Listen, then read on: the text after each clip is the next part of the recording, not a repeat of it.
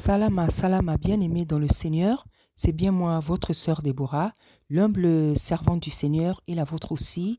Soyez richement bénis au nom puissant d'Issaïa Congo. Voilà, bien-aimé dans le Seigneur, je vous présente cette image-là. Comme vous voyez, c'est une sirène. C'est une sirène, en fait, c'est une image qui est sur un livre qu'on a demandé à un de mes enfants de lire à l'école pour en faire un exposé. Voilà, donc la sirène là, c'est une image qui se trouve derrière le livre. Donc, voyez bien aimé ce qui se passe dans les écoles où nous emmenons nos enfants. Dans ces écoles qui sont obligées. On est obligé d'aller à l'école dans certains pays et pour cause justement. C'est pour imposer ce que vous ne voulez pas aux enfants. Parce que nous savons tous qu'est-ce que c'est une sirène. Et regardez les livres qu'on propose à nos enfants de lire, de travailler, sur lesquels il faut faire des exposés, alors que rien que l'image souille la conscience, souille l'âme, souille l'esprit de ceux qui sont enfants de Tata Nzambe. C'est inadmissible. Bien-aimés dans le Seigneur, chers parents, je ne sais pas qu'est-ce que vous en pensez, mais moi ça me scandalise.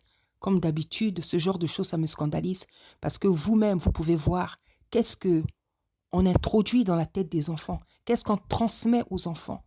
On apprend aux enfants la sorcellerie. Par ce genre de travaux, on introduit les enfants dans le monde des eaux, parce que les sirènes représentent le monde des eaux. On introduit des esprits des eaux, des esprits des sirènes dans les enfants. Donc, vous, chers parents, bien-aimés dans le Seigneur, certains d'entre vous qui sont tellement attachés à l'école, vous pensez que c'est par l'école qu'un enfant peut réussir dans la vie. S'il ne va pas à l'école, il ne peut pas réussir. Alors que Tata Nzambe, comme j'ai déjà fait les vidéos, a donné des dons spirituels et des talents pour que quelqu'un puisse réussir dans la vie. Je ne viens pas vous demander de faire sortir les enfants de l'école parce que, de toute manière, ici, en Europe, c'est obligé. Je ne sais pas si c'est dans tous les pays, mais en tout cas, ici, c'est obligé. Donc, chacun fera ce qu'il voudra par rapport à sa conscience. Voilà, en tout cas, moi, vous savez ce que j'en pense de l'école, vous savez déjà ce que j'en ai dit, et avec ce genre d'image, avec ce genre de choses qu'on demande à nos enfants, je vois que je ne me trompe pas sur mes positions. Voilà, parce que ça, c'est introduire le monde des eaux dans la vie des enfants, c'est introduire des esprits de sirène, et nous savons qu'est-ce que c'est la sirène et quelles sont les œuvres de la sirène dans la vie des enfants de Tata Nzambe. Donc, c'est déplorable, c'est déplorable. En tout cas, pour ceux qui pensent que sans l'école, ils ne peuvent pas s'en sortir, sans l'école, un enfant ne peut pas réussir dans la vie. En tout cas, je suis désolée.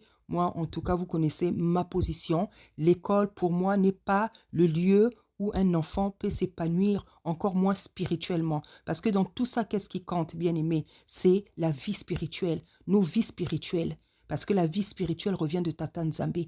Qu'est-ce que spirituellement nos enfants reçoivent à l'école? Qu'est-ce qu'ils reçoivent dans la société? Qu'est-ce qu'ils reçoivent avec leurs amis? Qu'est-ce qu'ils reçoivent dans la famille? Qu'est-ce qu'ils reçoivent quand ils sont loin de vous?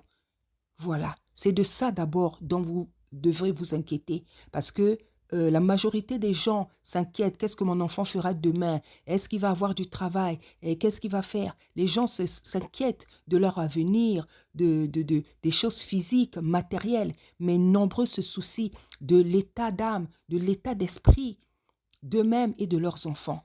En tout cas, en ce qui me concerne, bien aimé, je ferai toujours passer, comment dire, que nos esprits, à moi et à toute ma famille, soient satisfaits. C'est-à-dire que nos esprits reçoivent d'abord ce qui vient de Tata Nzambe. Que ce que nous vivons spirituellement et physiquement dans nos vies fasse le plaisir de Tata Nzambe.